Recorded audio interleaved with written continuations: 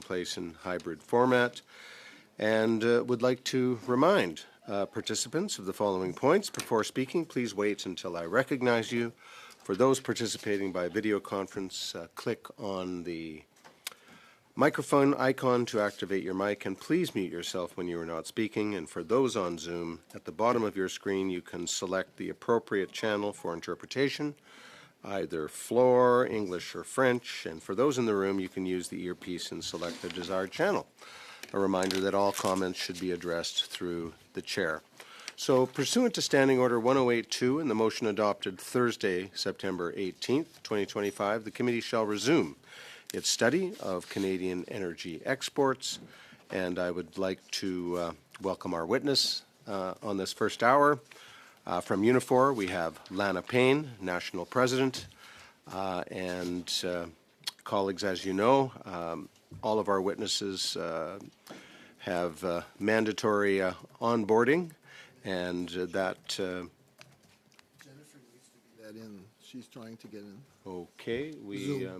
I don't we're ever... just trying to let one of our colleagues in. There's enough for you guys. Always trying to stack this committee, eh? Jeez. Majority. I know. Well, Okay, we'll just pause for a moment, colleagues. We'll just pause. 1 sec.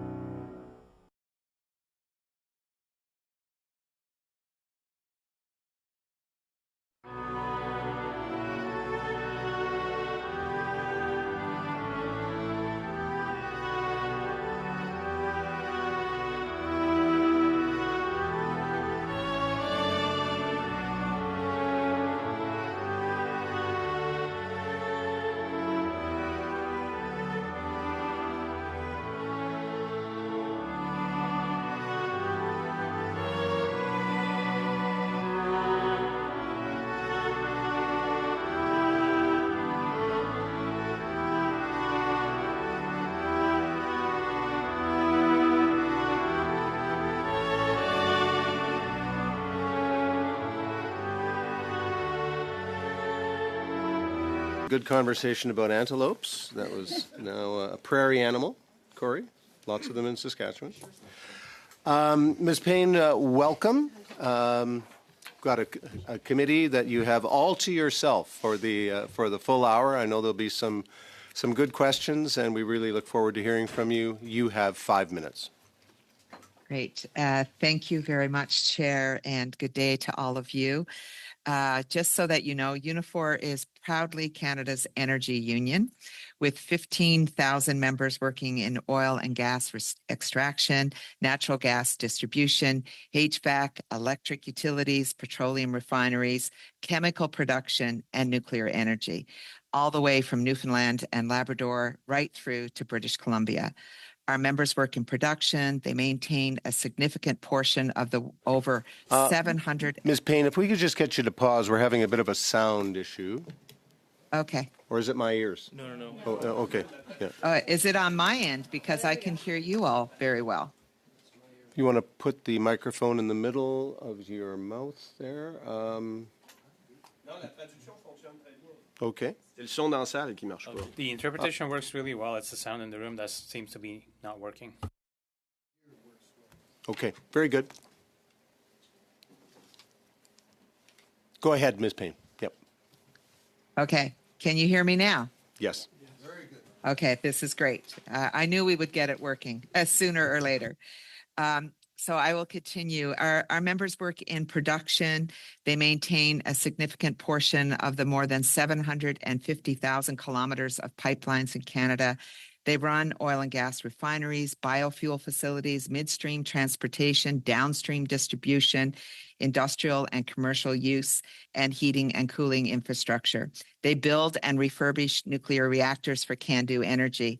So yes, you can take from that we also bargain collective agreements with some of the biggest and most profitable companies on the planet. Our members are operating engineers, skilled trades, technicians, heavy-duty truck drivers, control room operators, marine tank operators, nuclear engineers and scientists, and railway workers. As a union that represents the workers who stop energy infrastructure from blowing up, leaking out, and ensure the safe and efficient transport of oil, gas, and energy products across this country and around the world, we support the diversity of safe methods of moving product, including but not limited to legal, commercially viable, properly regulated, and well-maintained pipelines. As Canada's largest private sector union, we support reducing export monopoly and dependency with the United States wherever we can. While this obviously means expanding capacity to diversify exports and ensure a fair price for our natural resources, it also means that we must maintain and expand industrial capacity here at home. Our domestic oil and gas sector is described as a money printing machine for shareholders. Record profits in the industry were expected before Trump's war with Iran. The reason that these companies are printing money is that companies in the production and export side of the industry are doubling down on what we call capital discipline. That means that they are spending as little as possible on workers and maintenance in order to maximize profits. As such, they have significantly reduced investment in new capacity and are simply running the capacity as hard as they can. Obviously, royalties, corporate and income taxes generate revenue for the government.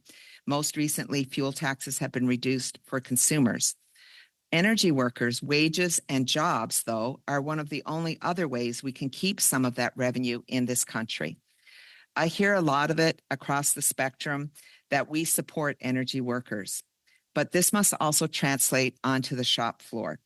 We do not see or have seen a maintaining of the number of energy workers, even as output volumes and profits continue to increase. We are outsourcing, subcontracting to non-union work, and we have seen a lot of automation, while infrastructure is pushed to its limit. The goal of your committee is to examine how to support Canada being an energy superpower.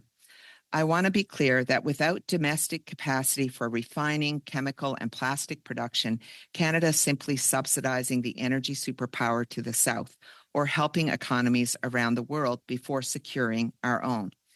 Unifor has become increasingly concerned with domestic chemical production capacity. The current economics, trade war with the United States, and shifting regulatory environment has not supported continued investment in our downstream and chemical sectors, and that's a problem. Instead, we're losing important capacity, including with the closure of INEOS in Sarnia and Biox in Hamilton, coupled with delayed investment from Shell and Dow Chemical. What we continue to see is not energy resiliency, but offshoring production capacity and increased dependency on imported energy products, while downstream energy infrastructure is left to deteriorate, including pipelines. Both undermine our energy security and undermine our energy superpower status. In response, our union has launched a campaign called Keep It in the Pipe to call out run-to-fail strategies while highlighting the need for investment to reduce methane and other chemical leaks in midstream and distribution infrastructure. We do this by hiring and investing in energy workers who are essential to maintaining energy infrastructure. I would conclude by also saying that with a renewed focus on industrial strategies in our country, which we're very glad to see, including in the area of defense, we must account for the energy inputs of these industrial strategies in order for them to be successful. This means understanding that building a stronger, more resilient Canadian economy starts with building more energy, and above all, investing in energy infrastructure and the workers who maintain it and keep it safe. Thank you very much.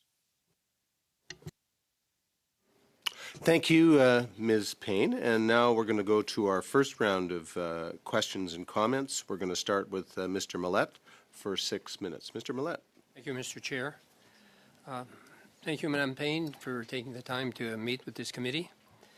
So whether it is in energy, forestry, mining, Unifor represents, well, you said it, 15,000 employees, workers from these key industries. Last week, you're aware that 2 mills in Northern Ontario shut down, affecting hundreds of workers. How can the government step up to protect good-paying jobs in the natural resource sector? Oh, thank you for that. And I should clarify that Unifor actually represents about 120,000 workers in what would be trade-exposed areas of the economy. So that would include energy, forestry, manufacturing, and the other sectors that you have named. 15,000 of those would be in the energy sector across Canada. There are a number of things here that we can do.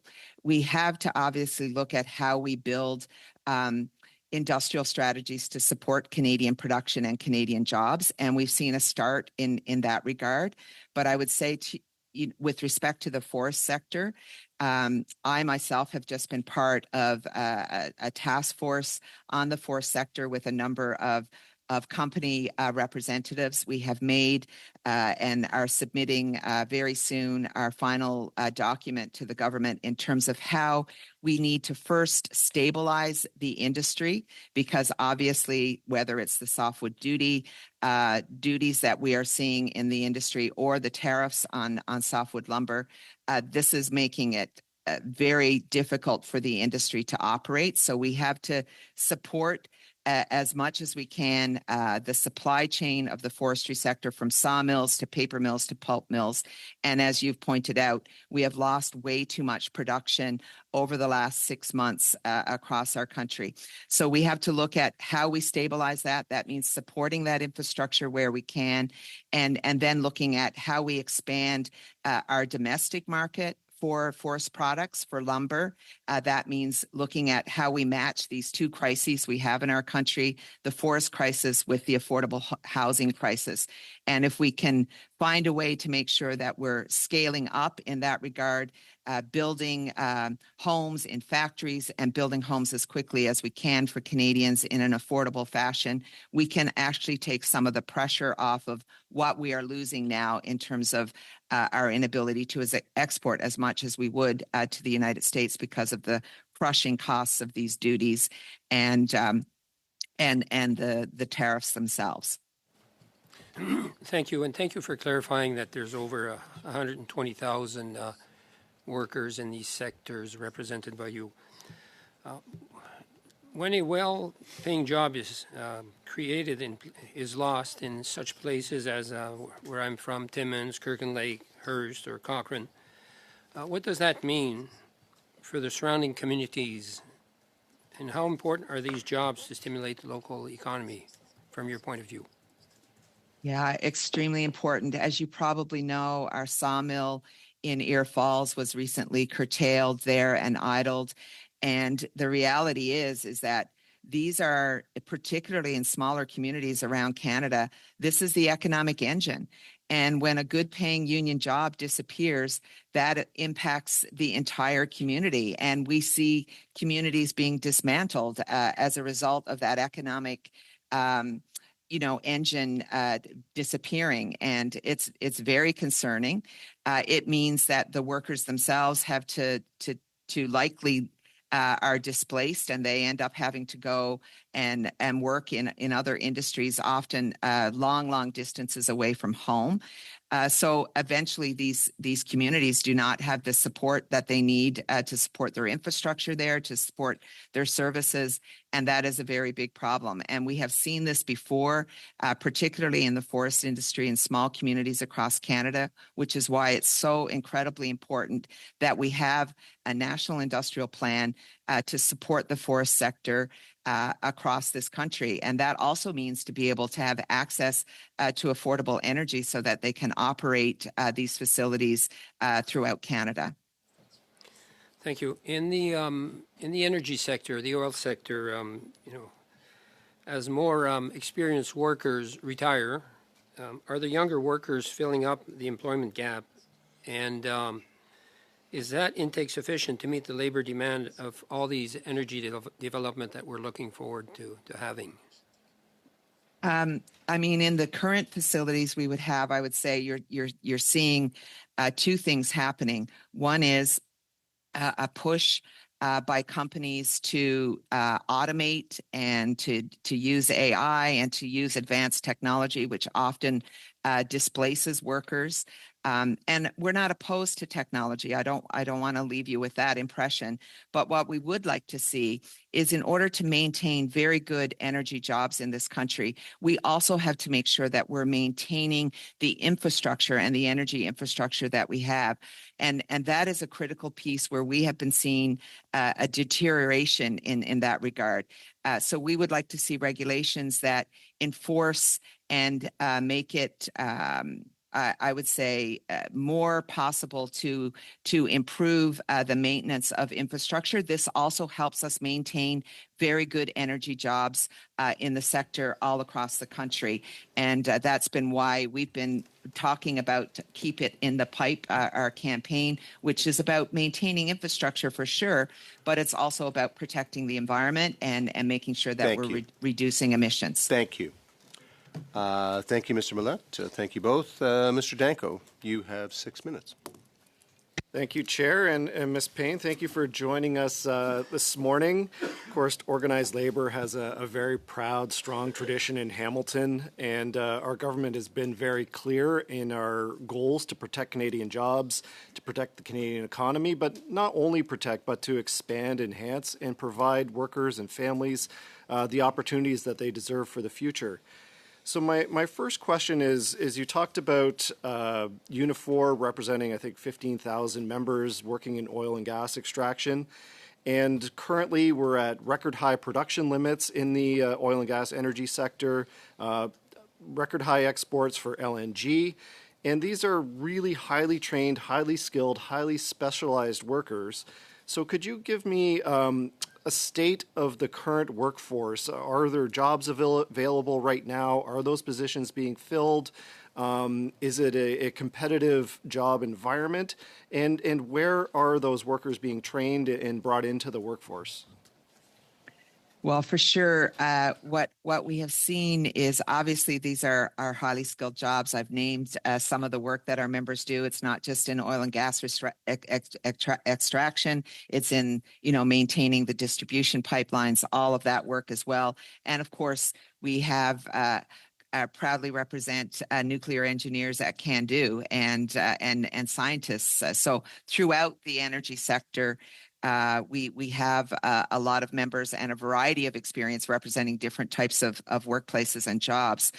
What I would say is, of course, we have to continue to train for the energy sector. We are seeing massive expansion in Ontario alone, for example, in the area of nuclear, which has been, very good to see that being added to the mix and our energy resiliency here in Canada.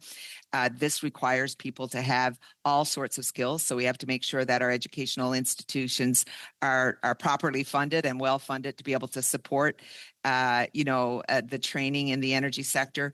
But I go back to this other side as well. It is about making sure that we keep the facilities and the production that we have so that we can expand. And on the chemical side of things, what I'm seeing is not the kind of resiliency that we would want to see. We've lost a number of workplaces that were providing, important outputs, things that we use in our daily lives that we kind of need to do. And if we're wanting to build, I would say, a more sovereign nation, we have to look at all of these aspects of production in our country, and our members understand exactly how important it is to be self-sufficient in those areas. So, having an examination of our entire supply chain from, across the entire energy spectrum, and making sure that we're we're building a more resilient energy sector in Canada for the use of Canadians so that we are, in all the places where we can be, less dependent on the world around us. I think we all agree the world is a very challenging place right now. So I don't, thank you. How much more time do I have, Chair? You have 2 minutes and Okay, 30 perfect. seconds. Just to follow up then on that, because you did mention training and apprenticeships, and of course, our government has just launched a $6 billion investment in training the next generation of workers in the skilled trades. We were just at Mohawk College in Hamilton last week on Friday, seeing their training centers. Lots of support in the skilled trades for that. How would your members benefit, or what's your opinion of that program and the government's investment in the next generation of workers in the skilled trades? Yeah, I think it's very, very important what we saw in last week's economic statement around this investment in skilled trades and also in upskilling, because often what happens is we've seen and we've been a big part of this where we do collaborative work with public colleges around the kinds of skilled trades that we require. So, for example, to give you a sense, we had a number of our members who were retrained out of the auto parts sector to work at Nexstar battery plants. So we worked with public colleges and to make sure that they were getting the skills that they needed to be able to transfer and transition from one area of the industry to the other.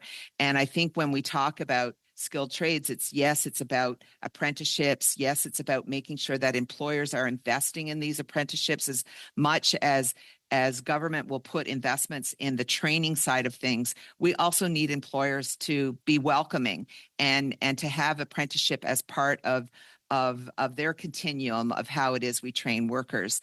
And often we can see that side kind of falling down. So I think anything that we can do, as whether it's unions, whether it's the government, to work with employers to encourage apprenticeship across the system is incredibly important to how it is that we make sure that we have a trained and skilled Canadian population.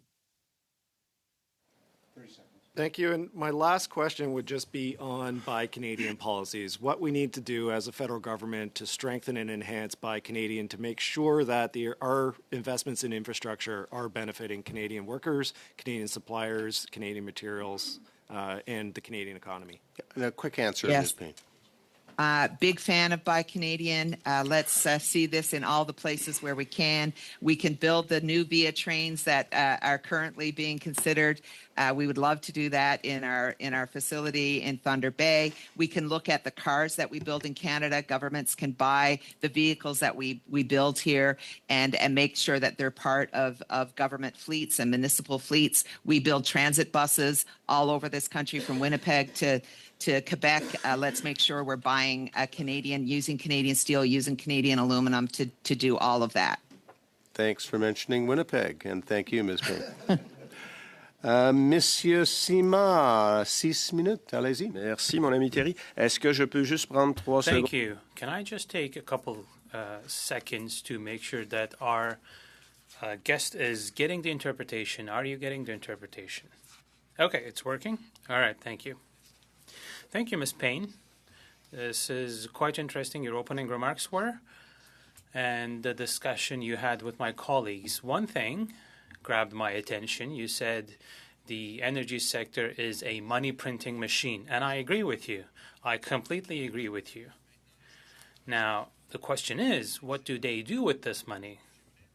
And I would like to maybe bring you towards a context where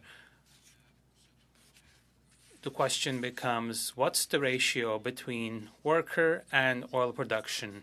If you have data on that, if Unifor has data, I would be interested in seeing those. And I'll finish this thought and let you comment.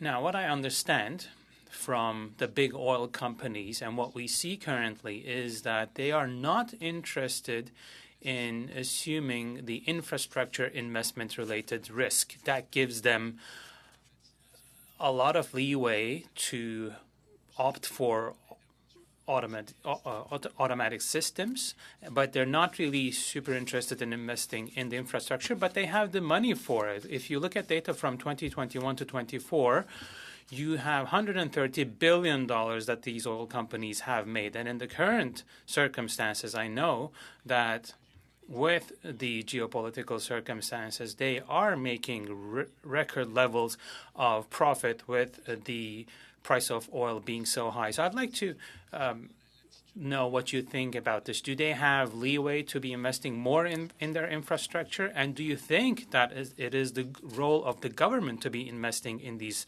infrastructures? Thank you very much for both those questions. I will definitely get you more data on ratio of workers and oil production and profits, because I think our research team would love to put that together for you. What I would say is they absolutely need to be required to invest in infrastructure and maintain infrastructure. The reality is that these resources are public resources. We allow companies to explore, exploit, and make profits from them. And from that, we need to get a couple of things in return. Good paying union jobs that are safe, infrastructure that is safe, because of course it's really important that we keep communities safe all across this country. And part of doing that means making sure that we are maintaining infrastructure and not allowing it to deteriorate, because this also has an impact on our environment. And a lot of this can be taken care of, obviously, through proper regulation and just making sure that we are doing and holding these very large companies accountable.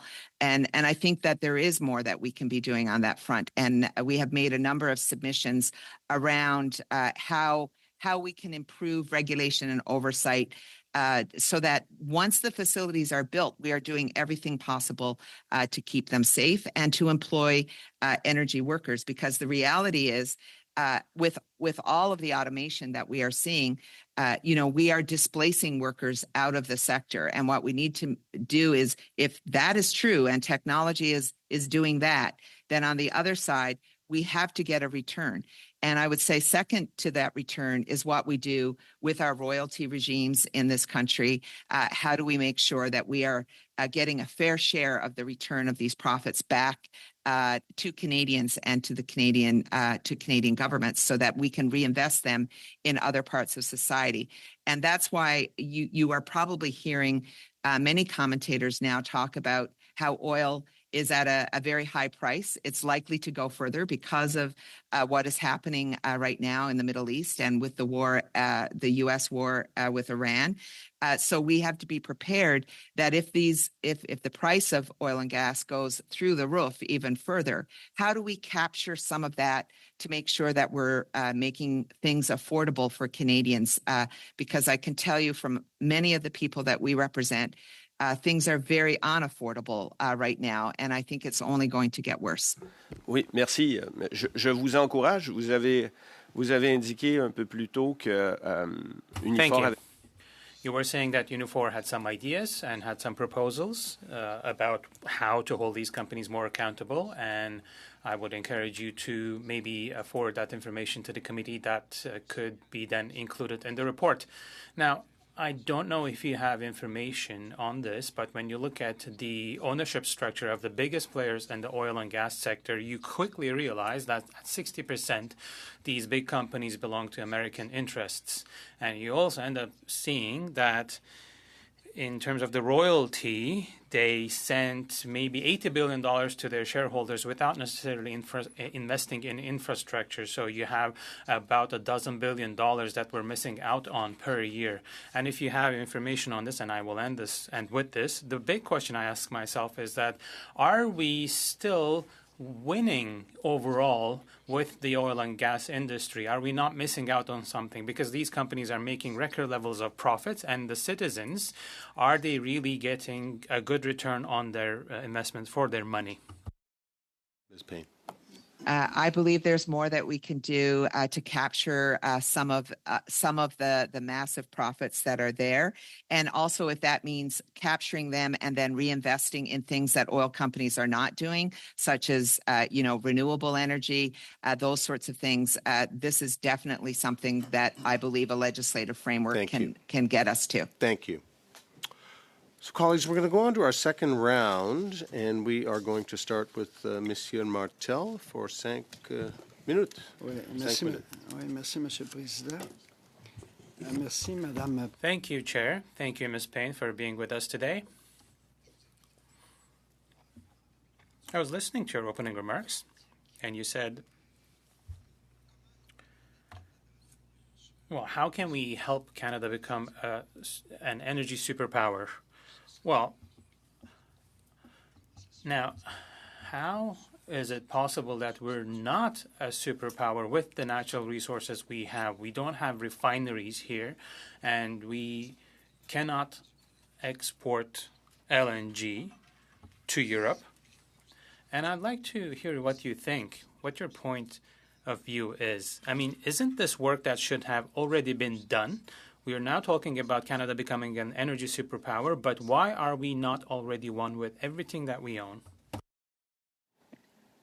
Oh boy, I think that is a very big question. Obviously, there were lots of things that we could have possibly been doing differently, but we are now in a place where we have to do things differently. And looking at building a strategy for our energy sector, I think is across the country is incredibly important.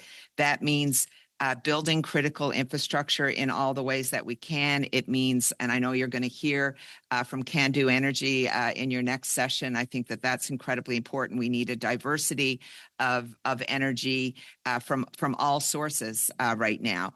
And I would say to you, we are still at a place where we import a lot of energy in Canada. We export oil and gas to the United States, and we get it back through pipelines from the United States. So all of these pipelines running north-south, rather than looking at how we make Canada itself more resilient. How do we ensure that we're not having to import as much as we do potentially in Eastern Canada? How do we fix these problems? And this requires an assessment of how it is we make ourselves more secure, I would say, in Canada. And yes, part of that is being able to export to more places than the United States, but it also means shoring up what we do in our own country and making sure we're maintaining, protecting, and building our own industrial capacity. Ouais, c'est intéressant. Est-ce que vous seriez...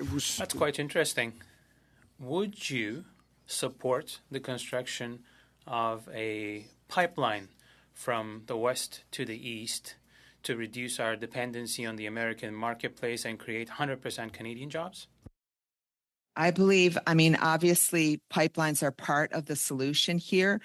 It takes a long time to build a pipeline. We need an interim strategy as well.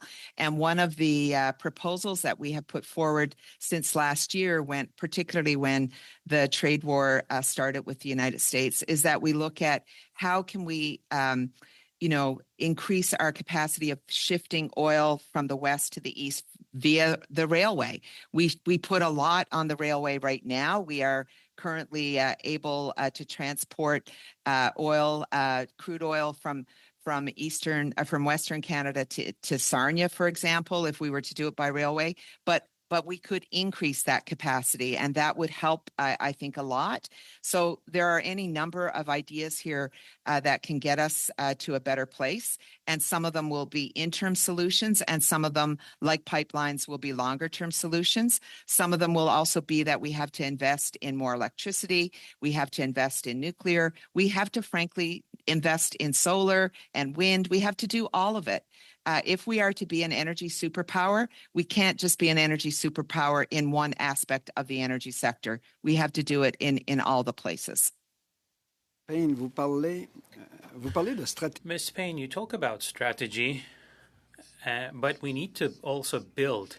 Is it even possible without changing the rules and regulations? Because when we talk about projects,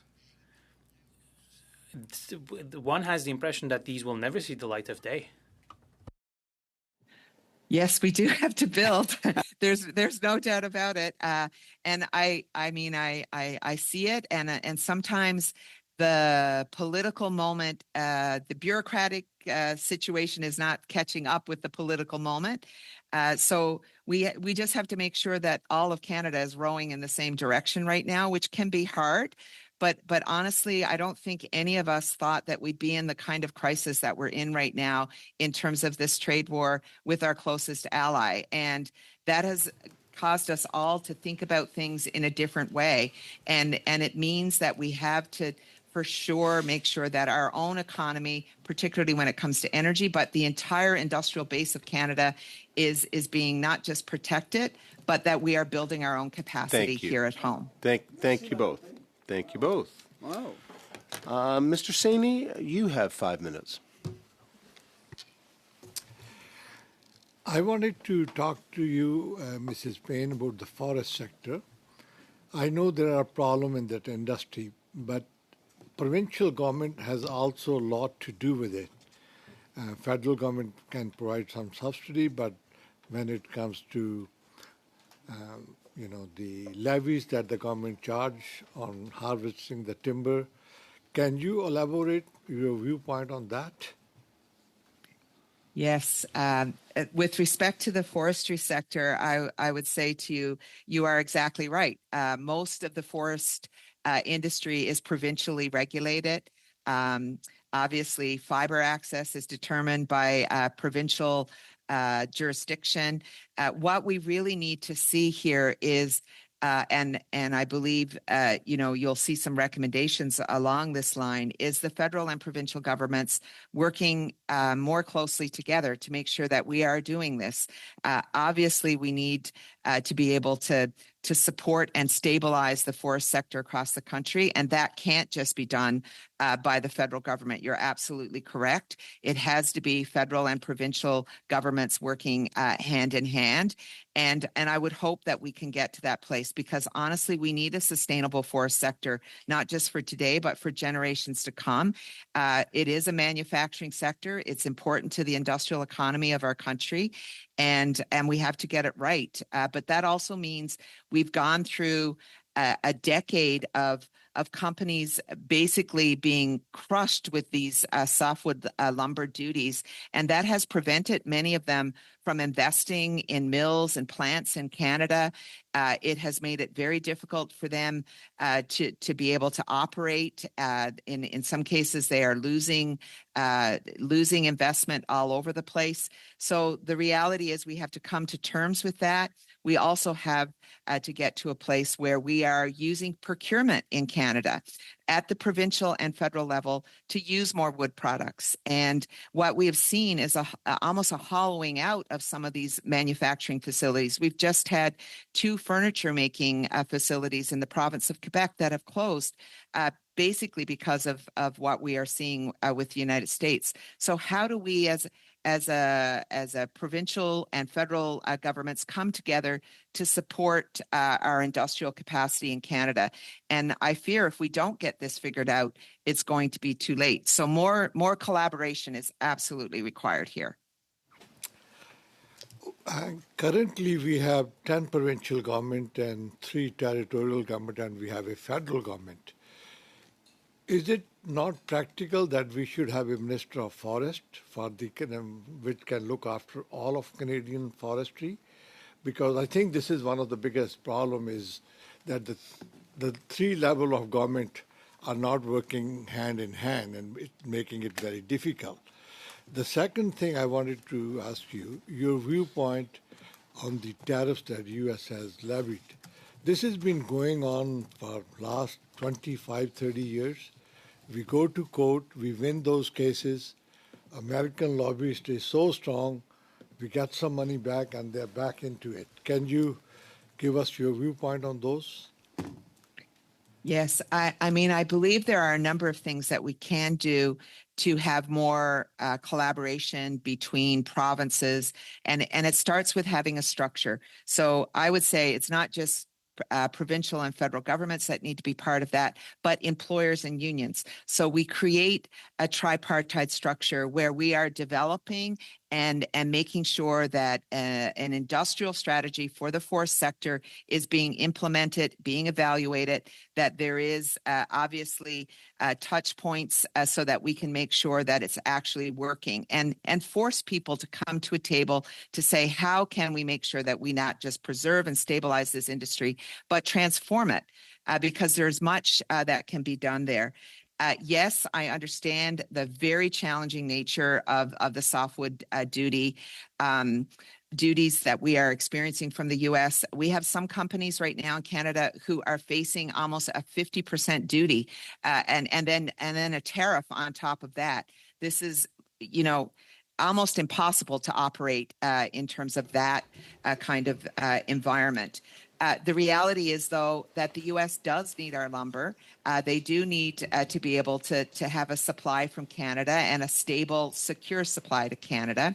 But it also means that we have to look at our own policies, domestic policies within the country, to make sure that we're using as much wood products as we can through procurement at the municipal level, the provincial level, the federal level, and then look at how we can accelerate building homes in Canada so that we are at least taking care of some of that that issue domestically. Thank you both. And colleagues, we know there's a strong connection between the forestry sector and the energy sector.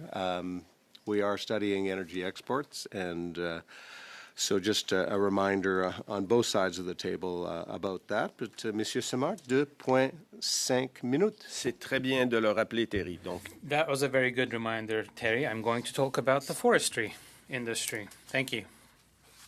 Ms. Payne, you might be aware that there was a proposal to the federal government on the tariffs crisis, which came out of a joint thinking, if you will, from Daniel Cloutier, who I think you know, and so people from the forestry industry and companies. So the ask from the federal government roughly was to absorb some of the anti-dumping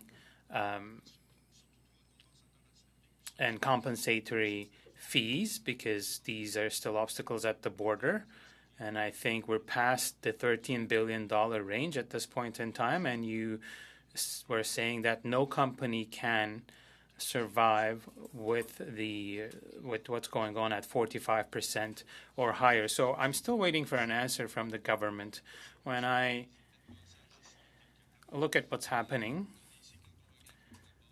and there's a report for 2022, 2023. In 2022, $9.3 billion was given to the oil and gas sector in all kinds of subsidies and whatnot. And in 2023, it was about the same thing. So all this to say that there's a lot of financial capacity to support the energy industry, but nothing for the forestry industry. So that gives us the impression that there's maybe double standards at play. So I would like to hear your comments about what the industry is going through. Yes, and I know Danielle very well. He is my very good friend. And the proposal, I believe, was a good one because it would have allowed capital to be able to flow into the forest sector. Companies would have had capital to be able to invest in mills. You probably are aware that many of our mills have lacked investment over a period of time for lots of reasons. One of them being, of course, that so much of the profits coming out of the industry have gone basically into these duties, which have prevented upgrades in the mills. The other side of things is how else can we support the industry? And that may mean that until the industry gets stabilized and back on its feet, that we have to actually look at the energy side of things too. Energy is very big cost in some provinces, not all, but in some provinces, energy is a very big cost to the operations of these mills. So that can be something that can be looked at. I know Ontario has done a job of looking at the cost of energy for industrial users, particularly in the forest sector, to try and maintain the sector and protect it during these very difficult times. So I think that there are any number of things that we should and can and must be looking at to support the forest sector. Thank you. Not the least of which is access to fiber as well. Yeah. Merci, merci. Monsieur Mallette, 5 minutes Mr. Mallette, for 5 minutes. up at the end of this panel. Thank you, Mr. Chair. Madame Payne, you're representing, as you've mentioned, 120,000 workers. You've mentioned Thunder Bay, and and you mentioned also via rail. I know that in the region where I'm at, from Sudbury, Chapleau, White River, that corridor is extremely important, and it's not operating at it's operating at very low efficiency. What do you see that remodernizing some of the fleet of via rail? Because jobs. If we don't have jobs, we don't have much. So, what would this represent in the Thunder Bay region if we worked, at revamping the via fleet for workers? How many workers would that be? Yeah, thank you for that question. And as you probably are aware, we're currently at a phase where the federal government is considering the tendering process for the VIA trains, the second lot of these trains. Obviously, we know that our members, with their knowledge and their skills in Thunder Bay, are more than capable of building these trains. We've been a strong proponent of making sure that we build our own capacity in this country, and we keep it and we maintain it. And one of the things we can be doing is making sure that those VIA trains are built in Thunder Bay. This will also benefit many parts of Quebec as well in terms of the engineering work, all of this. But overall, it's how do we as a country make sure that we are keeping our own capacity to be able to build and manufacture, because if we're to be protect the sovereignty of our country, that also means protecting the manufacturing backbone of our communities like Thunder Bay. And that also means we use Canadian steel there. It also means that we use Canadian aluminum. We put all of these Buy Canadian provisions around what it is that we manufacture. That will employ Canadians across the spectrum, not just in building trains, but in the supply chain of what's required for those trains. That is true of how we build ships. All of these industrial policies that we look at as a country, we need to build things. We are an industrial country. Let's make sure we keep doing that. Let's make sure we're protecting good jobs in Canada and using good, strong procurement dollars, billions of it, to put Canadians to work. Well, thank you. And on the same line, but going to, looking at the whole sector of oil and resource, how can the government provide the certainty investors need to commit capital to to Canada's energy sector to create more jobs? I mean, the reality is Canada is a stable, secure, safe place to do business. We also have perhaps the best workforce in the world. These should be important enough for companies to want to invest here. Obviously, making sure that on the other side of it, that we are, ensuring that these companies not just invest here, but then how do we make sure they stay and maintain the infrastructure, which I think is also critically important. But the fact is, we supply lots of stability to companies that want to operate here, and we have resources. It's not like those resources are going anywhere. If they want to make profits, Canada is the place where the resources are. So just giving a stable regulatory environment as well, of course, makes sense, but also, taking into account that we should get something back for that, and that means good jobs for Canadians. Thank you.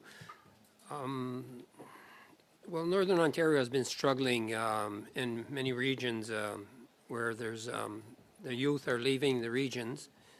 What could you do? How can we change that?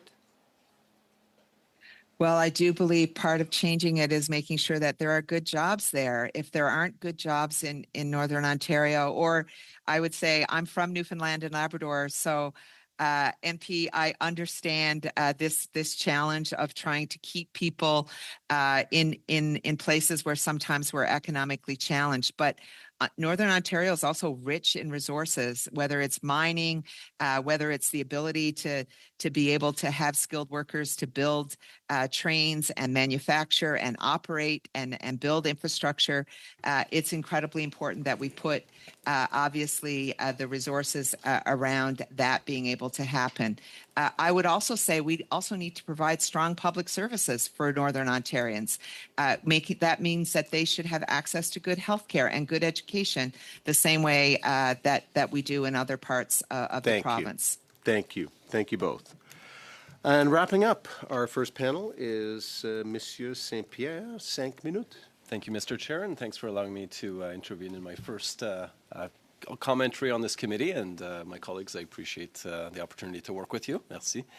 Mrs. Payne, thank you for being here today and for the great work that Unifor does. Our government announced last December a methane emission regulation that allows for the reduction of about 72% of emissions by 2030 and about 75% by 2035. I'm curious if you can comment on what type of employment opportunities the methane regulations pose for Unifor members and the sector more broadly speaking. Yes, that was a good start, I would say. But what we need to get to is how is it that we fix regulation to make sure that we are catching the leaks before they become leaks. And that means companies need to have a robust auditing system, and audits are done and inspections are done by workers.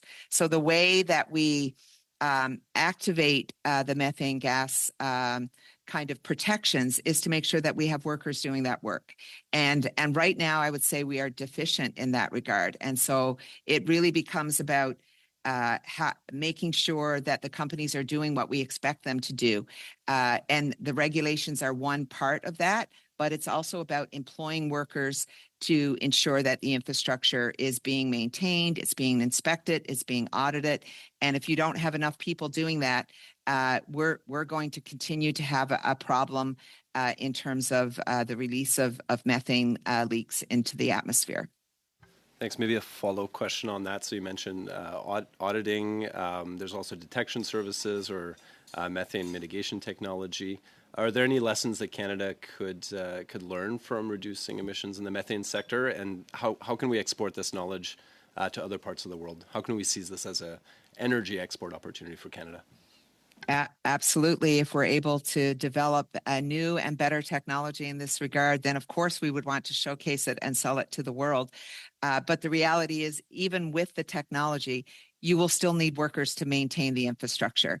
And that is where I would like to see the focus, because I know what our members do every day, and I know how the kind of difference that they can make here. In many ways, they're energy workers, but when they do this work, they're also climate workers. And it's really, really important to have the people on the job to stop the leaks from happening in the first place.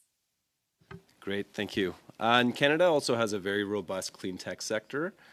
Can you comment on the opportunities for Unifor members, for the sector generally speaking, when it comes to the clean technology sector and the opportunities for us to export some of this technology globally? And what kind of employment opportunities does it create for your members?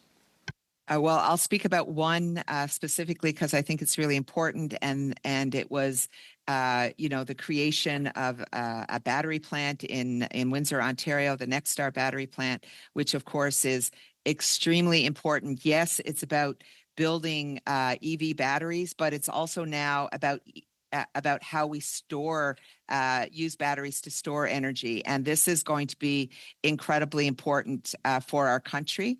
It's a great opportunity for workers. We currently have 900 to 1,000 people working in that facility right now. And of course, as you probably know, there is a second facility being built in St. Thomas by PowerCo. So there's lots of opportunities in this regard too. And it means having training programs and our public colleges aware that these are the opportunities, building the upskilling training programs that would be required to transition workers from one part of the economy to the clean tech part of our energy sector. Great, thank you. I've got about 45 seconds remaining. I know Unifor has been pretty engaged or involved in what's called the just transition discussion. Can you comment quickly on the impact for Canada and around the world? What does just transition mean for Unifor? Yeah, we don't use that term anymore in our union. We use economic justice, I would say, and how do we absolutely look at other opportunities if automation is happening, if other things are happening in the sector, how do we make sure that we're preparing workers to work in other parts of the energy sector? The reality is it doesn't mean that they have to transition out of the energy sector. It just might mean that they're moving to another part of it. It might mean they're moving from being on the production side to actually being on the inspection side and the auditing side and the support of the infrastructure side. So I think we have to look more broadly at that rather than thinking it's just transitioning out of the energy sector. Okay, thank you. Colleagues, this brings this panel to an end. On your behalf, I would like to thank Ms. Payne for being before us and being on the firing line for a whole hour. Colleagues, you may have noticed I allowed a lot of latitude in this particular session. I don't think we've had Ms. Payne before us. Obviously very involved in the forestry sector. Ms. Payne, we have a forestry study that is underway, that isn't completed, and I think our members took the opportunity while you were before us to ask you questions on that important sector. So thanks for your flexibility.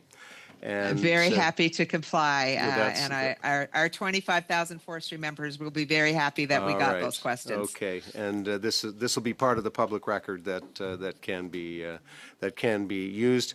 As Monsieur Simard mentioned, we welcome briefs, we welcome additional data information, and so don't be shy about providing that to the committee. And with that, thanks for your testimony. And colleagues, we're going to just pause while we welcome the next witness. So we're suspended.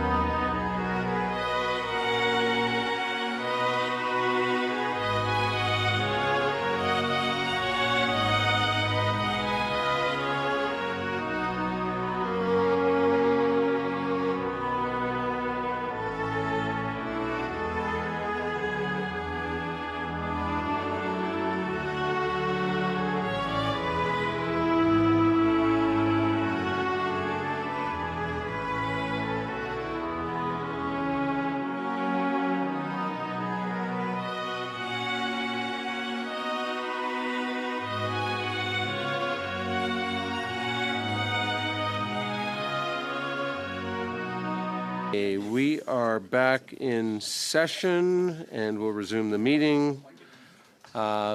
Welcome to our witness from Candu Energy Inc. and Atkins Realis Company.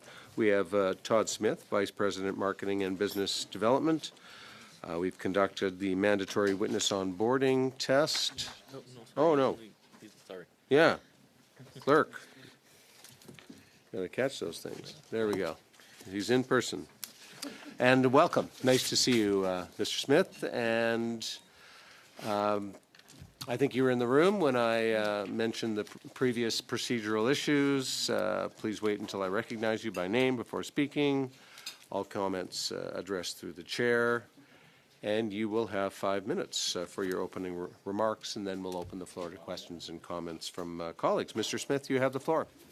Well, good afternoon, Chair and honorable members of the committee. I'm Todd Smith, VP Marketing and Business Development at Candu Energy Inc. and Atkins Realis Company. I focus exclusively on international markets for new Candu builds.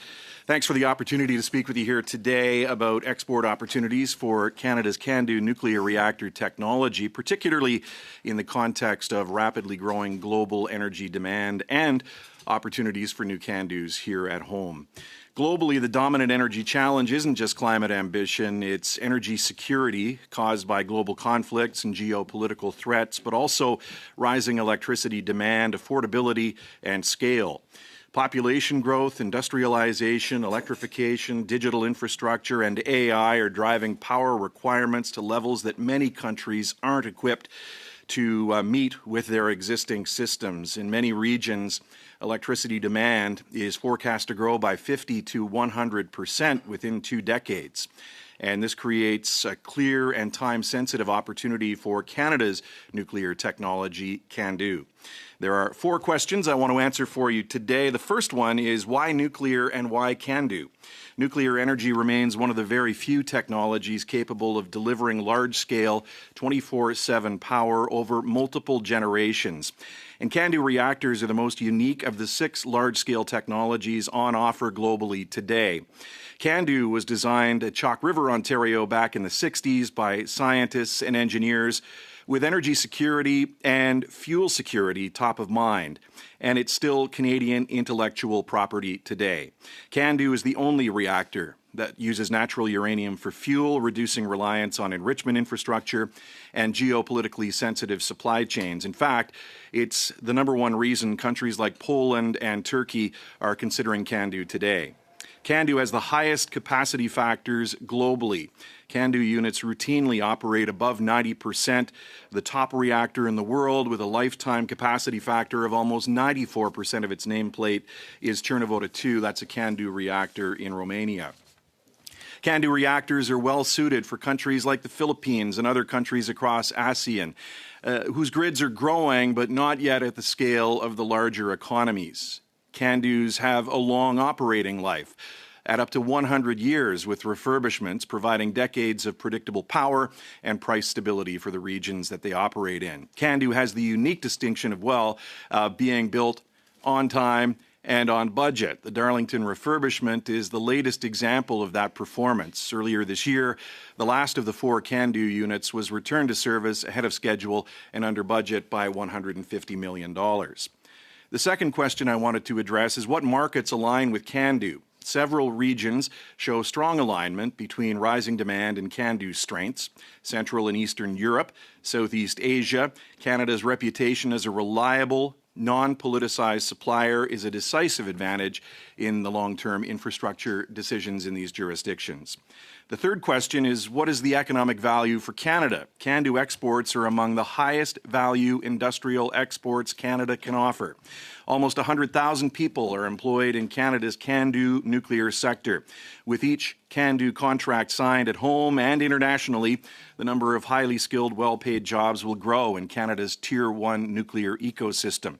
Each Candu built abroad is the start of a new international relationship with multi-decade service and fuel contracts following the initial construction. This is the experience in South Korea, Argentina, Romania, and China, where Candus were built over 30 years ago. And finally, question number 4, what enables success? Canadian industry has the capability. What matters now is national alignment. Key enablers with the Government of Canada must include government-to-government engagement, competitive financing, financing frameworks, and long-term policy consistency. Nuclear projects begin with state-level confidence. Canada's expertise in safety, regulation, and non-proliferation are a strategic asset. In closing, honourable members, global electricity demand is rising faster than at any point since the post-war industrial expansion. Canada's CANDU technology is uniquely positioned to answer that question at home here in Ontario, New Brunswick, Saskatchewan, Alberta, and abroad in places like Poland, Turkey, and across the South Pacific. With focused support, CANDU can strengthen global energy systems while delivering enduring economic and strategic benefits to Canada. Merci. I look forward to your questions. Thank you, Mr. Smith. We're going to move on to our first round of questions. We're going to start with Mr. Tucker for 6 minutes. Thank you, Chair, and thank you, Mr. Smith, for being here today. I understand there's a new plant being built in Romania, and hopefully there's plans for ones in Turkey. Could you unpack a little bit more about the supply chain that would come from Canada if those two projects would fully ramp up? Yeah, there's great opportunities for the Canadian supply chain. Romania is currently in the FEED position. We're looking toward reaching final investment decision at Cernavoda 3 and 4. Of course, a decision was made in Romania a number of years back to build Cernavoda 1 and 2. Cernavoda 1 is now due to be refurbished, and work is underway at CANDU to refurbish that plant for another 30 to 35 years. And as mentioned, Cernavoda 2 is one of the top operating plant of the 440 nuclear plants operating on the globe today, with a capacity factor over 94%. How is Canada's supply chain going to benefit? Massively. The components for these plants are largely going to come from Canada.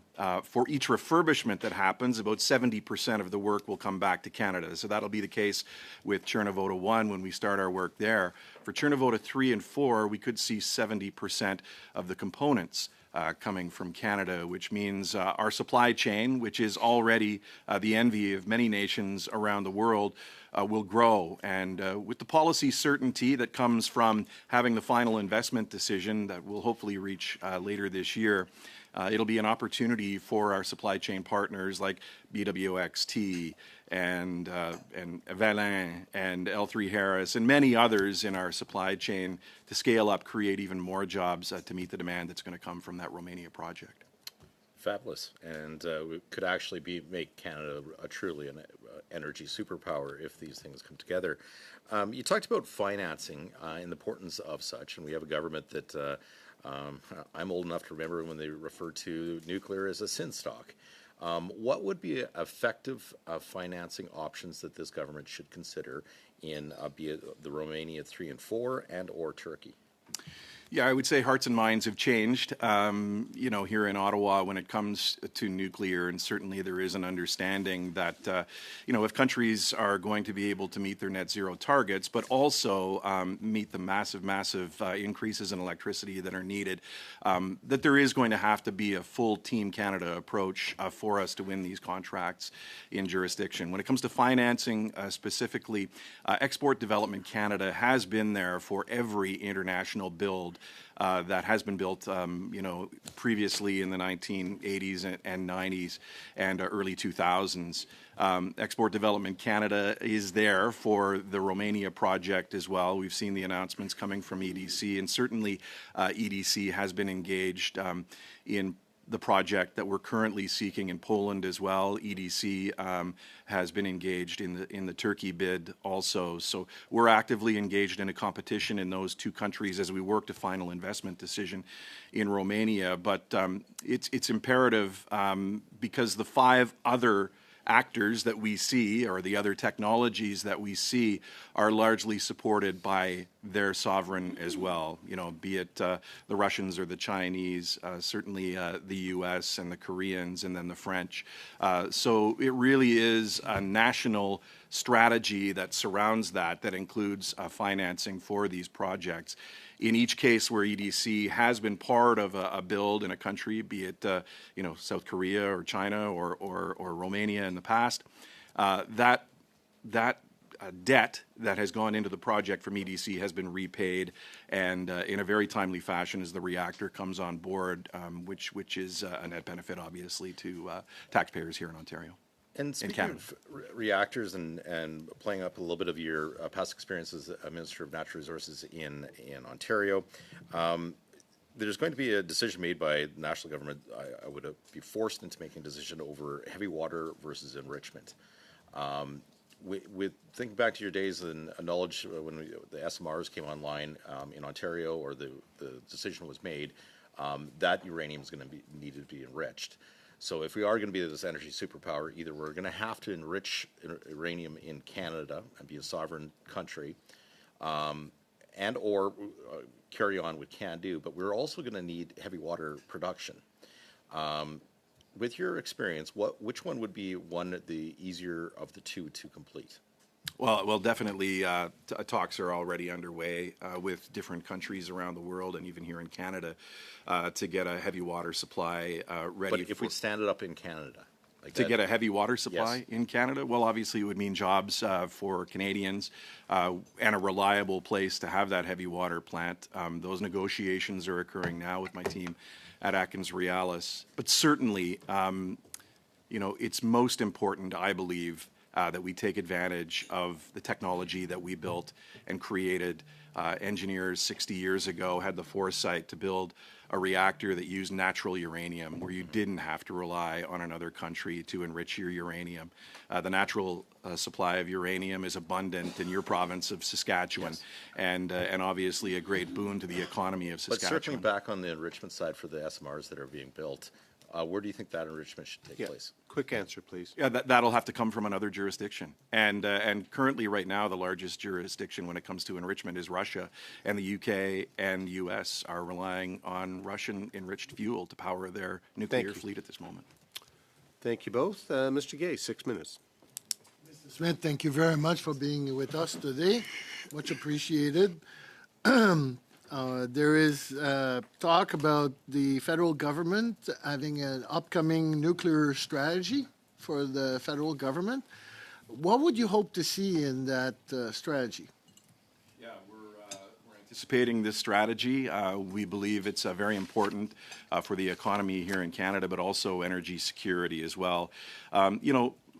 What I would say is when it comes to selecting a technology, that is the decision of the province, and certainly the energy ministers in the various provinces would want to make the decision when it comes to a technology. Are there other ways that the federal government can help? Yes, absolutely. When it comes to the commitment to financing these projects, either through EDC or some other mechanism, we've seen money come from the CIB as well, we remain to see the details of the new wealth fund that has been created and is currently underway here in Ottawa.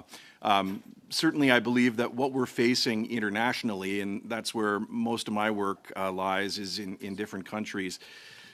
All of those countries that I mentioned, the 5 others, are providing seed funding in different countries to begin pre-feasibility work at sites in those countries, be it across Central and Eastern Europe or the ASEAN region, the Association of East Asian Nations, in places like the Philippines and Indonesia.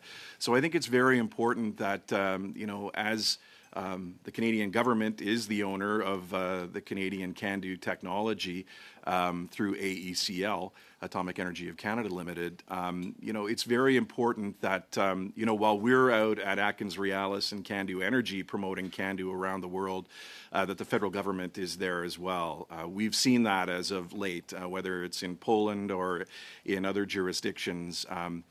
Your counterparts with the federal government, I believe, understand that there is a market out there, and it's a significant market where CANDUs can be exported. So that arm-in-arm approach and Team Canada approach is very, very important I understand that the Prime Minister, in various occasions, to speak in bilaterals with other national leaders, has spoken about our Canadian expertise in nuclear technology and spoken about CANDU and is very supportive of the idea of building CANDUs abroad for a couple of reasons. One is because it makes sense for our economy, but two, it makes sense in forging these relationships with the so-called middle powers. And these relationships aren't just building a plant and leaving. The relationships that occur when you build a CANDU plant in a jurisdiction are 80 to 100-year relationships as CANDU Energy and AtkinsRéalis continue to service those plants over the many decades, and those bilateral relationships are very, very important. Mr. Smith, AtkinsRéalis is also involved in SMR investment and efforts. As it relates to SMR, system technology, our expertise, please, can you help me understand what the opportunity from export from Canada is in the SMR space? Maybe compare and contrast. We're probably more familiar with the traditional large CANDU install versus SMR, if you want to educate us on that. Sure. So, AtkinsRéalis and CANDU is the OEM for the CANDU technology. We're actively marketing the CANDU technology globally on behalf of the Government of Canada. When it comes to the small modular reactor space, yes, we are an engineering firm, 42,000 people, based in downtown Montreal for over 115 years now. It's an engineering firm that has nuclear expertise globally. So, we are the architect engineer and the project engineer on behalf of OPG and GEH at the SMR that's currently under construction at the Darlington new nuclear site here in Ontario. But we're also, through our UK office, working with Rolls-Royce, the small modular reactor in the UK, and south of the border, we've been working with X-Energy, and we've been working with Natrium as well, which is the Bill Gates reactor. So we have global expertise, and each of our offices around the world are working on small modular reactors. When it comes to the small modular reactor, the BWRX 300 from GVH that's being built in Ontario right now, certainly when that reactor gets exported globally, there will be a benefit to Ontario and there will be a benefit to Canada, but nowhere near the benefit that will come from building CANDUs abroad. We talked about some of the numbers, but building, let's say, a standalone CANDU unit in an international jurisdiction will have a massive multi-billion-dollar impact on GDP here in Canada. Yes, there will be an impact from the SMR, but that technology and the IP rests in the United States. Mm-hmm. And so it will be subject to export controls and all those things. There is one Canadian technology, and that's the CANDU reactor. And, I believe if we're looking to get the biggest bang for the buck and see the biggest impact in our country, there's no question that CANDU, with 96% of its components being manufactured in Canada, is a massive, massive impact. And I'm glad to see that the federal government understands that. Thank you both. Monsieur Sima, 6 minutes. Merci beaucoup, monsieur. Thank you very much, Mr. Smith. Does interpretation work for you? Just a second, please. I will give you some time to check, and my friend Terry will start my time once we have figured that out. I'm convinced of that. Technically, you should be hearing the voice of the interpreter. No? Our clerk will take a look. It might be more interesting than the voice of someone from the regions. Okay. So, as it turns out, my French is better when it's being interpreted. I didn't want to give the impression that I wasn't listening to what you were saying, but I was looking for a graph that we were sent when we were doing this study on clean electricity. It was comparing different types of generation. I remember the disproportionate cost when we looked into wind, solar, hydro, and then we looked into nuclear energy, I remember that the cost was completely disproportionate per megawatt. So there are skeptics when it comes to nuclear energy, that it's a clean energy. I'm not going to go down that path with you, but I'll keep a certain level of skepticism with regard to the costs associated with the production of nuclear energy. Now, I'm reading articles, and I see that the Chinese, for instance, as part of storage technologies, they're making a lot of progress. And then with solar and wind, if it's not coupled with a storage strategy, then it's not the most efficient. You are at the mercy of the winds and the time the sun is shining. So, but if these questions are answered, the disproportionate cost of nuclear will no longer be justified, maybe. What do you think? Can you reassure us, the committee, on that front?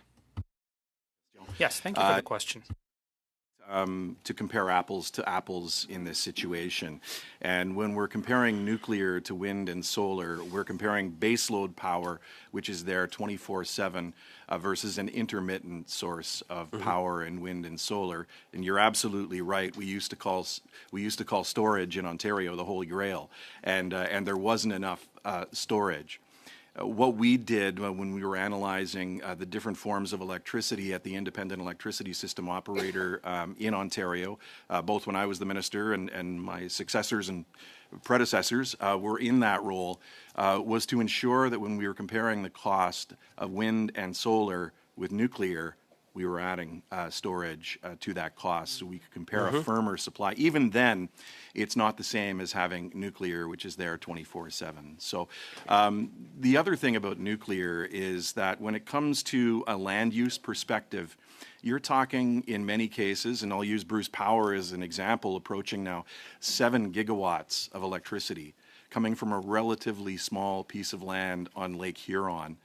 You would cover thousands of acres of land if you were to use wind or solar to provide that same electricity. And at the end of the day, that electricity would still be intermittent and not reliable. So I think it's very, very important that when we're comparing nuclear with other forms of electricity, that we are comparing stable supplies. Now, when I was the Minister of Energy in Ontario, we brought in new forms of electricity and a procurement for storage as well.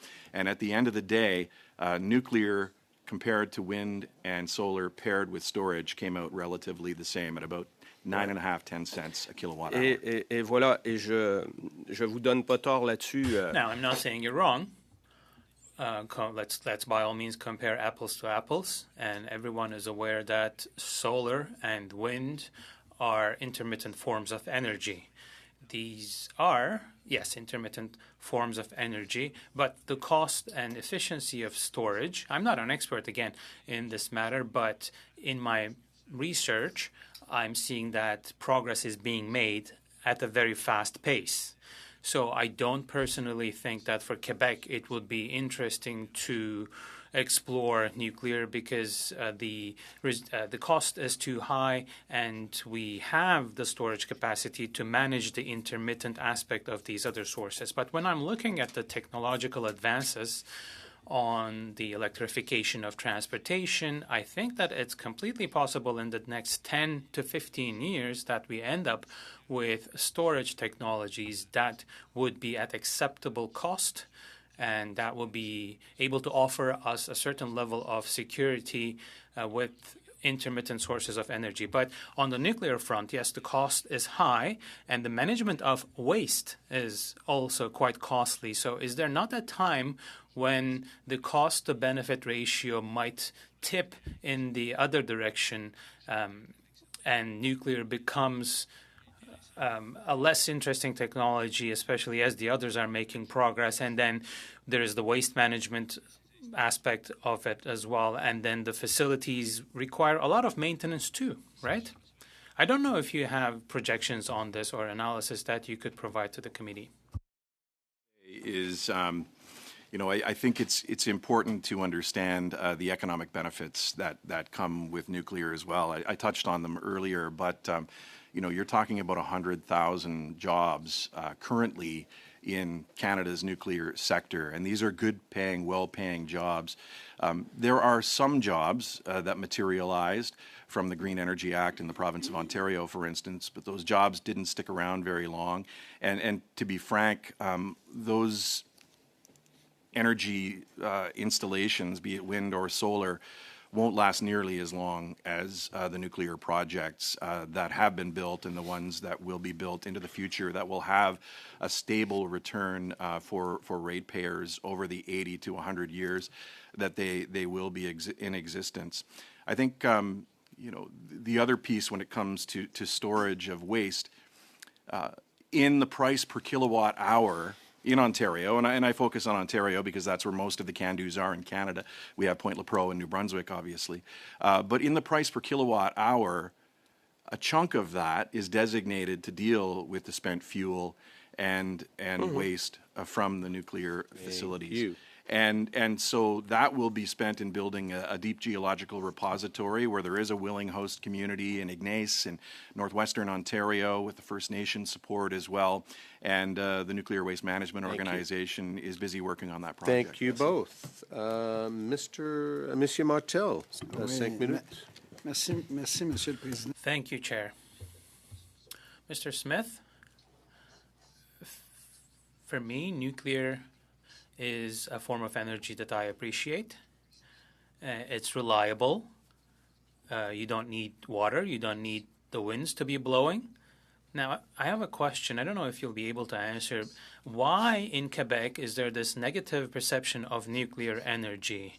Because to me, it makes sense, that mixture of energy forms. With everything that is happening, we will have trouble providing enough electricity. I don't know if that makes sense, but it's quite negative. I don't know if that's going to change. I'd like to know what you think about that perception.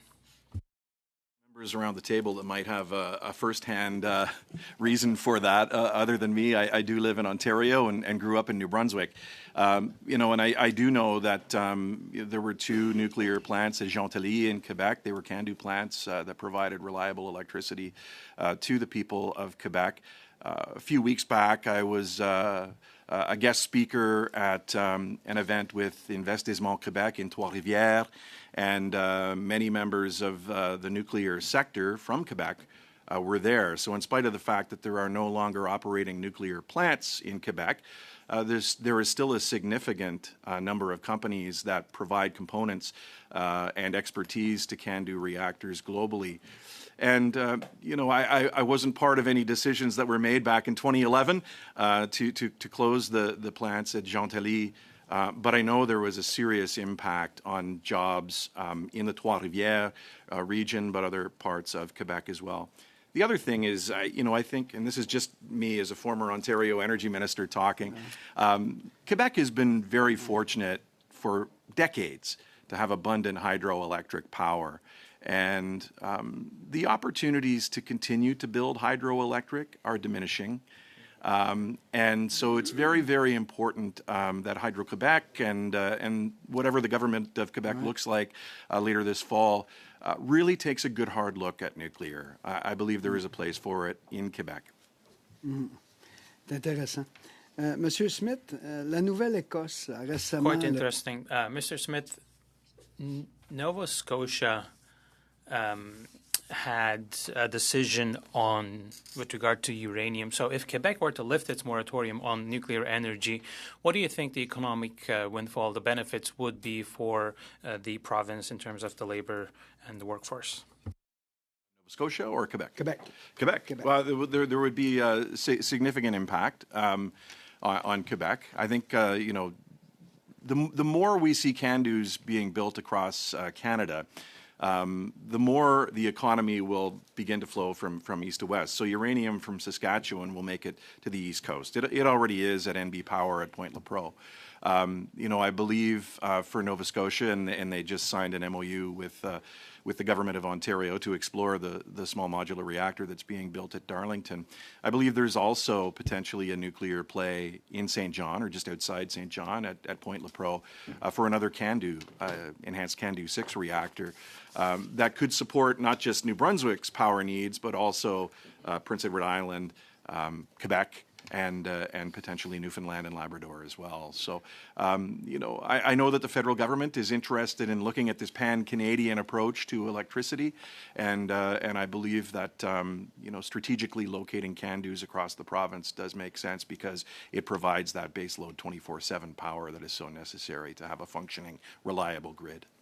Oui, là, je vais vous demander une question, peut-être c'est pour... Now, my next question, how can the CANDU reactor, how many more could be deployed in Canada by 2035 if the approval process were to be simplified, if it is possible to answer that question, of course? Not a simple answer, and 2035 is a pretty tight timeline. It takes about 5 to 6 years to build a CANDU reactor.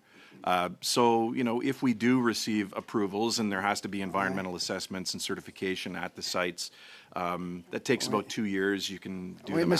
Monsieur Smith, c'est quoi les principaux Mr. Smith, what are the main regulatory challenges and obstacles that is slowing down the quick deployment of these facilities? Canadian Nuclear Safety Commission would be the best to answer that question, but access to water certainly and environmental assessments that would have to be done. Thank you both. Mr. Hogan, 5 minutes.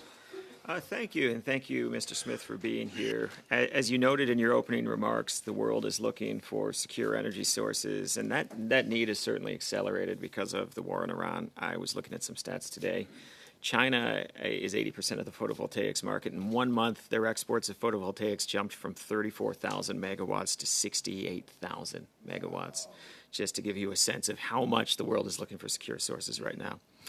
And I do think that illustrates the global anxiety we see. And I would say I personally believe, and I think most energy voices believe, our energy demand challenges require an all-of-the-above approach, and that certainly includes nuclear, and Canada is a Tier 1 nuclear power. So we've heard from many witnesses that one of Canada's strengths is stability, and we can provide secure energy sources. You said success begins with state-level confidence, and that we have a reputation as a reliable, non-politicized supplier. And I'm wondering, can you expand on that for this committee?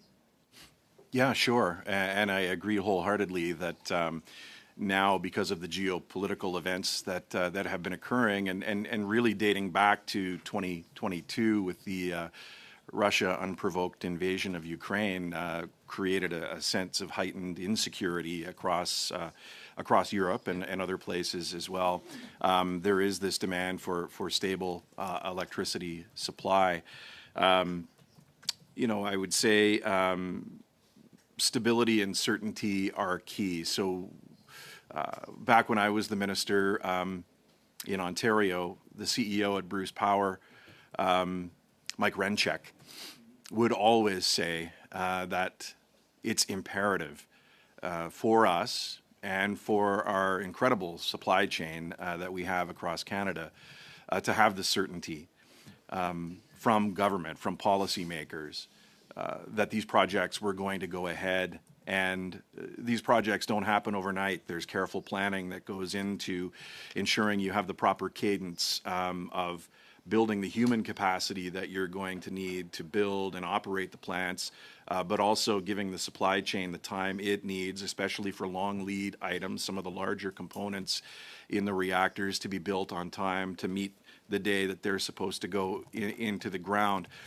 So one thing I would say, and I mentioned it in my remarks, that Canada excels at and really is a bit of a unicorn globally, is our ability to build on time and on budget. But that all stems back to certainty from government as well.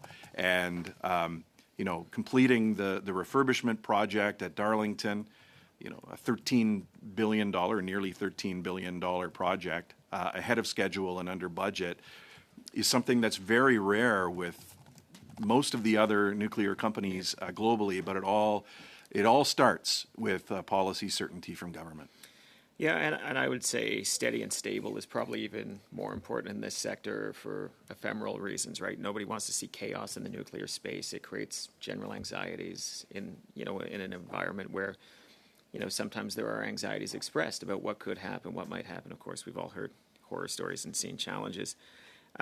It seems to me there are three broad buckets of nuclear export opportunities. One is electricity, that baseload power, largely confined to the continent. You've talked more about the technology and the knowledge opportunities, I think. And I'm wondering, for the purposes of our report building, if you can expand on that technology and knowledge transfer opportunity. And, you talked about 70%, for example, of a new reactor coming from the Canadian supply chain. So what are we talking about there? What does that look like? Yeah, and it's not just the components that would come from Canada. It's the engineering services that would come from companies like AtkinsRéalis and other partners that we have in the sector, like Kinetrix and others, Laurentis Energy Partners, to do this work. So there would be the engineering piece. Certainly, one of the things that is our strength in Canada is our regulator, the Canadian Nuclear Safety Commission, seen as one of the top regulators on the planet when it comes to regulating nuclear energy assets. And I believe it's very, very important for the CNSC as well to be locking arms with the Government of Canada, with AtkinsRéalis and CANDU, as we work to build these reactors around the world. But the other piece of it that's also really important when we're in places like Philippines and Indonesia, for instance, where are the workers going to come from that are going to build these plants and operate them? And working with our partners in the supply chain, but also working with our partners in post-secondary education. And this is really key that we have an organization called UNINI, the University Network of Excellence in Nuclear Engineering, which took me about 5 years to learn what that acronym meant. But we have a number of Canadian schools that are active in the UNINI space. And as a matter of fact, UNINI in Romania has partnered with the post-secondary institutions, all 9 of them in that country, to ensure that they have the level of human capacity that they're going to need. So these types of partnerships are crucial. Thank you both. Monsieur Simard, 2.5 minutes. Merci, je vous laisse le temps, oui. Je suis... Thank you. I would be really interested if you have documents, because you were talking about some comparisons between nuclear and wind and solar with storage. So if you have any information that you can file with the committee, that would be great. So you are a former minister. You understand that we are talking, of course, about the well-calculated of interests of different parties. An Ontarian minister, of course, takes into account the interests of Ontario, and that's rightfully so. The same for a Quebec politician that puts the emphasis on Quebec's interest. Now, what the federal government will invest in clean electricity and specifically in nuclear should be profitable for Quebec as well. That's what I would expect. Of course, Quebec has a particular situation, and our issue is managing peak demand. So if we can find a way of taking care of peak demand, Quebec is able to provide sufficient energy to run electrified transportation, etc. So if we can manage that, and it's in the plans of Hydro-Québec, then Quebec might become a bigger exporter of hydroelectricity towards Ontario. So I would like to see that happen. People are working on peak demand solutions. And I would think that that's where the future lies for Quebec. It might be different for Ontario. There's a bit of competition in all that. Of course, Quebec is interested in getting its share of the federal government funding as well. So our objectives are maybe common, but interests might be a little divergent. I'd like to hear you on this possibility of having more interconnections between Quebec and Ontario. Wow. Désolé. Okay. So it's really important to have the interconnections. Absolutely. I think it's important to note that any of the comparisons when wind and solar and nuclear would be available through the independent electricity system operator in Ontario, and we can make sure that that happens. Ultimately, it is up to the government in each jurisdiction. We are a confederation, and sovereignty when it comes to energy decision lies with the provinces to make those decisions that are best. I would note that especially this winter, it was Ontario gas plants in many ways that were meeting the peaks in Quebec because of the freeze up that was happening in the hydroelectric system. So we do have strong interties. We had, relationships that were created when I was the minister to trade more, and previously under the former Liberal government in Ontario to trade more with Quebec as well. I think that's certainly the goal of the federal government. Merci. Mr. Tucker for 5, and then we'll be wrapping up with Ms. McKelvey. Yes, and Mr. Smith, I'd like to go back to the history of CANDU and the work that was done at Chalk River and throughout Canada. Can you highlight just briefly on some of the importance of the work and the development of CANDU? Yeah, we were part of the Manhattan Project.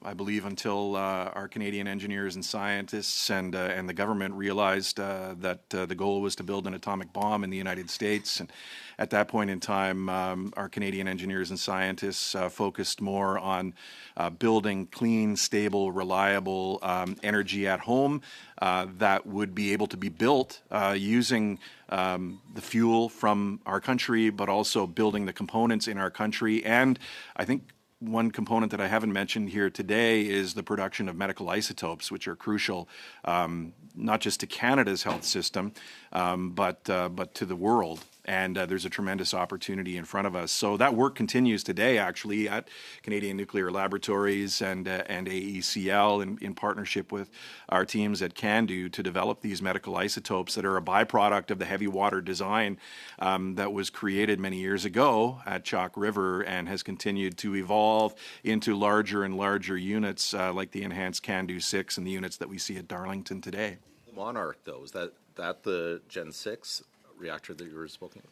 So the enhanced CANDU 6 is an evolution of the CANDU 6. So that's the 750 megawatt reactor, gross, 720, 725 net.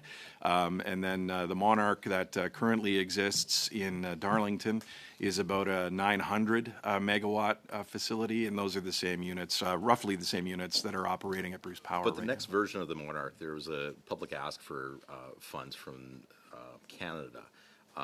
Where's that development, if that goes ahead, where would that development come from?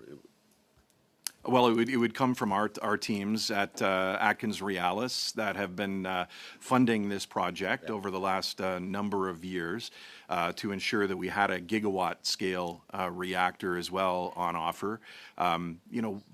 What I would say is happening right now is there's a lot of international interest in the enhanced CANDU 6. Because it fits into grids in places like Philippines and Indonesia and Poland and Turkey that maybe don't have as robust an electricity grid as we have here in Canada. So that 750 megawatt reactor, which is available today, is what they want and what we've bid into the competitive processes that we're in right now. During your submission, you talked about that Canada is a Tier 1 nuclear ecosystem. Mm-hmm. And in your view, what would cause Canada to lose that status? There's a few things, actually. Not to build CANDUs in Canada would be a terrible decision. That would create a lot of questions around, our CANDU technology. We are very, very fortunate to have this technology. And we are also extremely fortunate that it's unique as it is, that offers elements that no other reactor offers, from the natural uranium fuel to the medical isotope production to the tier one nuclear ecosystem and the regulator that we have here in Ontario that's so well regarded globally, the stable partner that we are here in Canada. So there's a tremendous opportunity for us to build out this export opportunity. Any other decision would be detrimental to this program in Canada. It is a can-do supply chain. I just want to reinforce that. The 100,000 people that work in this country right now in nuclear are can-do employees, either directly or indirectly.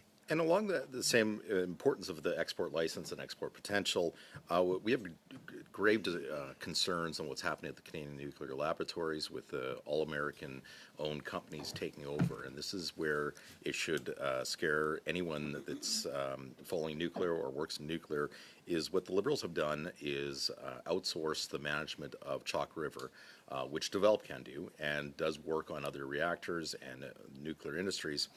And where that hurts us when our export capacity is that when American-owned companies touch that work, it requires potentially an export license to be signed by the White House. And we've seen this with South Korea not being able to export their reactor because there was a component that was designed by American companies. And that is the great concern we have with what Prime Minister Carney has done, is outsourced to an all-American owned companies instead of, I believe, your company, Atkins Realis, which was managing the Canadian laboratories beforehand, which we wouldn't have had the concerns that we do now going forward if the Liberals continue down this path of letting this all-American group.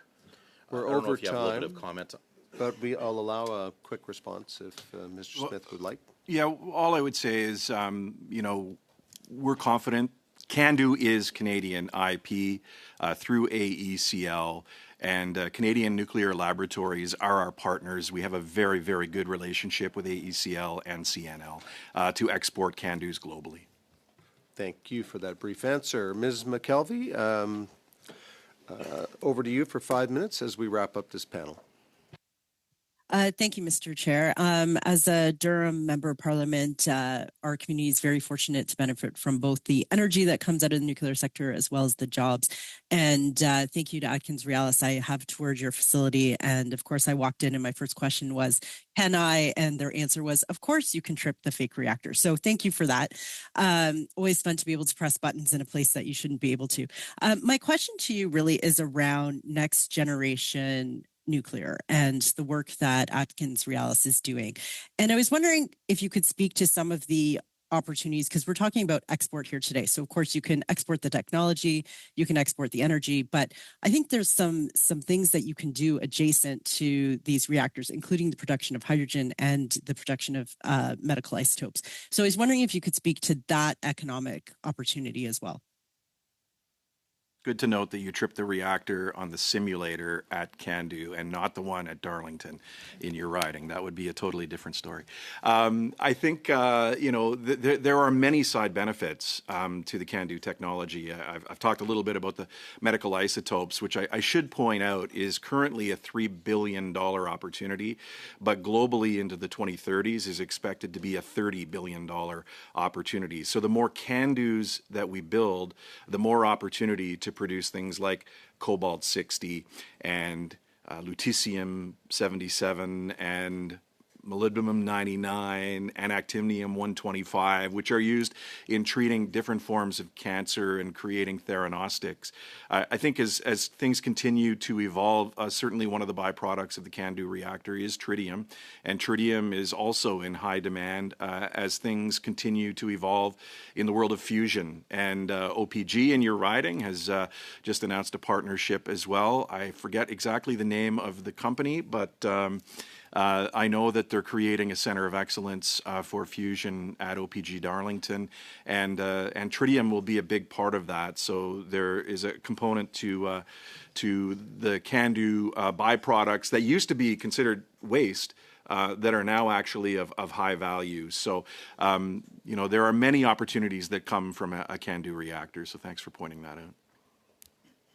Thank you. And yes, it's Stellarex that's going to be part of the fusion center, and it is interesting because it will be able to use some of the products that come out of CANDU into that reaction.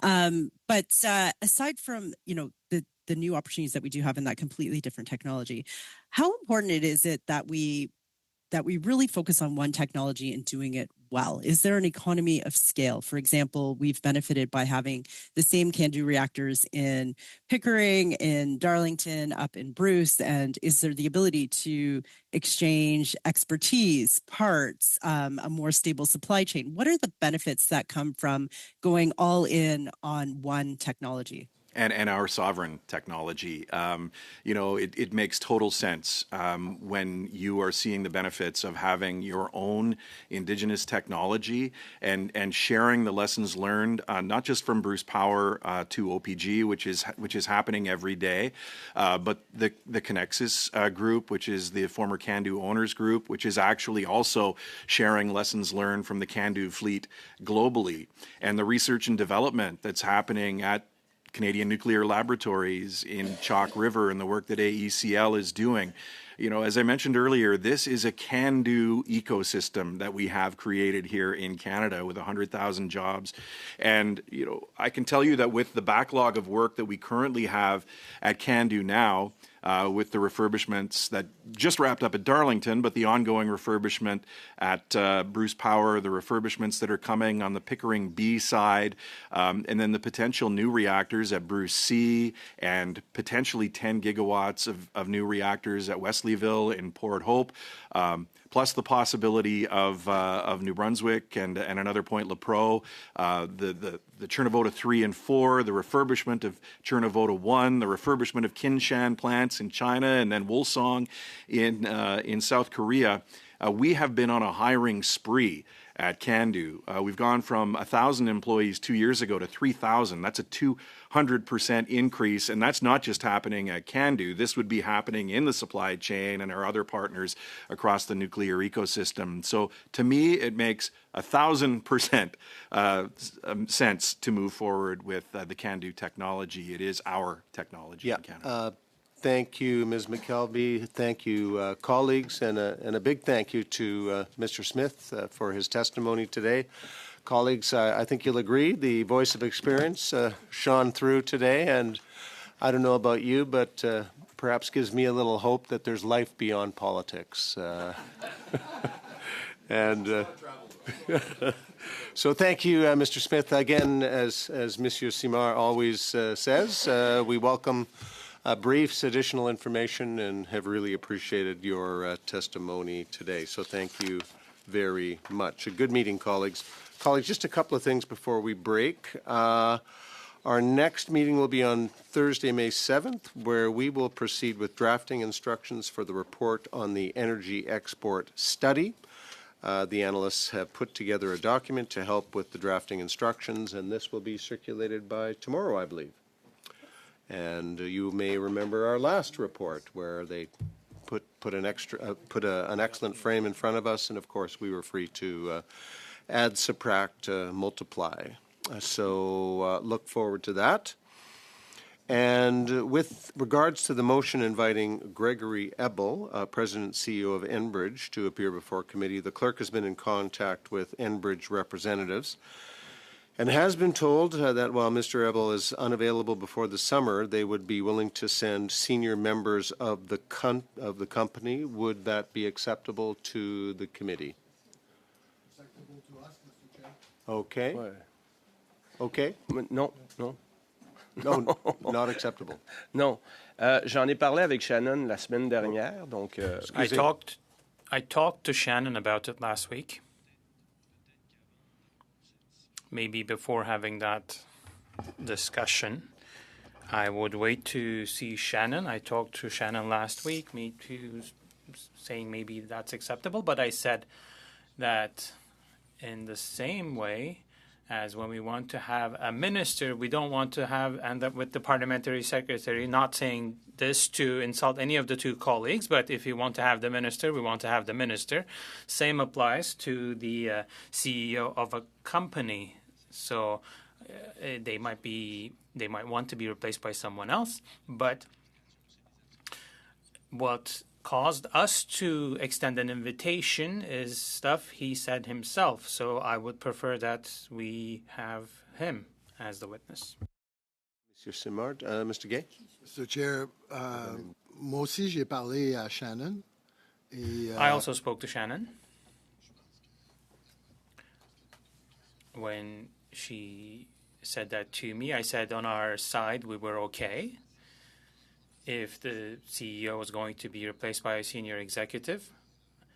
Maybe we can talk to Shannon, as Mario just said he did, but we do support this if the other parties also agree. Terry, I think we would be creating an important precedent. When the committee sends an invitation and votes on a motion, it's not for the invited individual that is invited to get rid of that responsibility by just suggesting someone else. So I would suggest that we communicate to the gentleman that we sent a friendly invitation and the committee is autonomous, can make its own decisions. Now, for any head of a company, CEO of a company to say, I have a busy schedule and I cannot come and see you, and they can just get out of it this way. Well, there's a lot of federal money that is invested in gas and oil infrastructure, and one of the key players seems to think that the private industry is not supposed to invest. So I would like to hear what he thinks about that, and it's important for the study we're doing that. It's not the people that work with him that I want to hear from, it's him. So it would be creating a problematic precedent for the rest of things. I have the privilege of not understanding everything, but the ultimate goal here is to have someone who will give us answers, and sometime the person who passes it on to the person who will give us the answers is probably more important, but anyways. Okay, colleagues, I'm at the will of the committee, of course, Mr. Gay, and then Mr. Hogan. I think, Mr. Chair, we're doing a study. The study is related to energy export. If the gentlemen that are being proposed by Enbridge are officers of the company, which I suspect they are, they stand with their CEOs, and as far as I'm concerned, I would find interesting to hear their point of view. Mr. Hogan. My comments are very similar. I think it's useful to hear from Enbridge for the export study, regardless of who they send, as long as it's somebody who can provide those answers. But I'd also note, if after that we're unsatisfied, there are always remedies available to this committee. But it doesn't necessarily sound like there's the consensus you were searching, Chair. Maybe this is something we discuss on Thursday. Okay, colleagues, can we, and again, it might give an opportunity to speak with the Vice Chair and see what we can work out. I will say, colleagues, we did, on your behalf, I did send a strongly worded letter. Thank you, Mr. Clerk, for helping me draft that, but why don't we bring it up again on Thursday? Thank you.